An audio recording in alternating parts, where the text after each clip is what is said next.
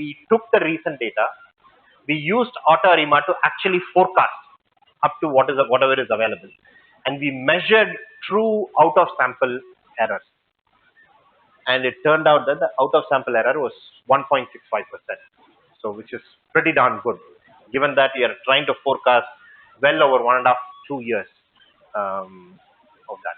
So the level of seasonality in the data and the trend in the data is so strong that this method is able to give such accuracy on your forecasting.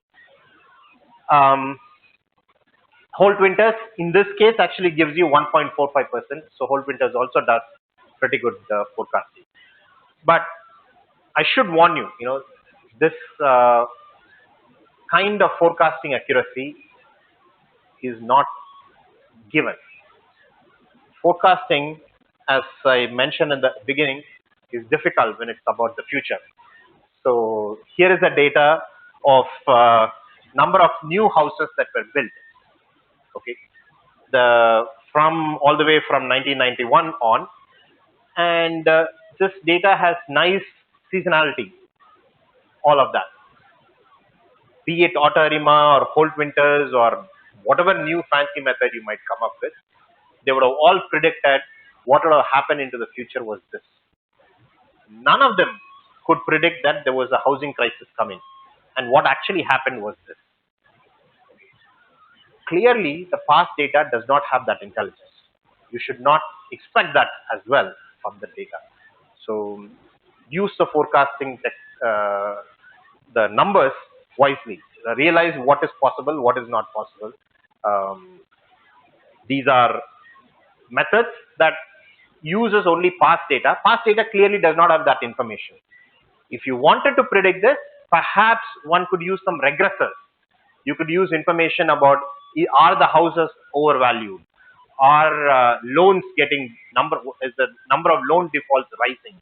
That kind of information could have been used, and perhaps that might have helped you predict that the market is going to drop.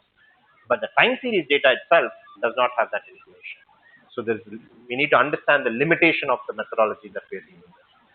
Okay, so that wraps up the time series section. This was a lot of material. Arguably the hardest of the three concepts that we talked about in this module, which is linear regression, logistic regression. The third one was the time series. But I'm hoping that as you start using this, you'll realize that even though the underlying concepts are hard, that the fact that we have done regression before, these methodologies should seem familiar, and the kind of things that we are checking for, what happens to the residual and all that. Hopefully, all of that is familiar. The size of the amount of the material that's there on time series is actually huge. I do not pretend that I've given you everything that you need for any real business application. What I hope I've given you is some basics, and hopefully you'll be able to, when you read new stuff, you'll be able to understand more easily. And I have given you some text. So there is this one. This is an open online textbook on time series methodology, which is excellent. A lot of useful information. I know it's kind of discouraging. At the end of the class, I'm asking you to go read a big textbook for more information.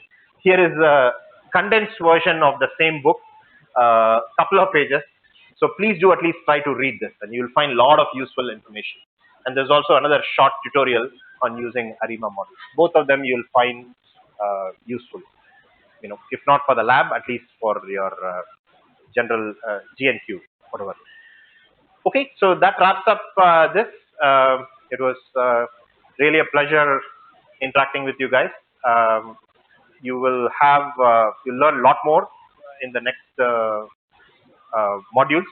But at any point of time, if you have any questions on any of these methods, feel free to contact me. I've included my email address at the beginning of this. So anytime, feel free to contact me. Or if you see me here in the halls, feel free to stop me and ask for questions. Thank you.